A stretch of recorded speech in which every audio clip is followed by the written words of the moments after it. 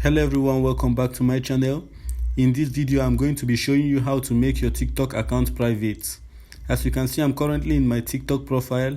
If you want to make your account private, you go to your TikTok profile, you click on the gear button at the top right, then you click on settings and privacy.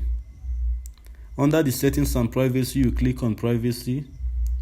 Then under the privacy, you see private account. With a private account, only users you approve can follow you and watch your videos. Your existing followers won't be affected. So this way, if you want to make the account private, you tick it on. As you can see, my TikTok account now is private. So if you want to bring it back, as in make it not to be private, you have to tick it again, then you have to confirm it. Then this way your TikTok account will no longer be private. So guys, that is it on how to make TikTok account private. I'll see you guys in my next video.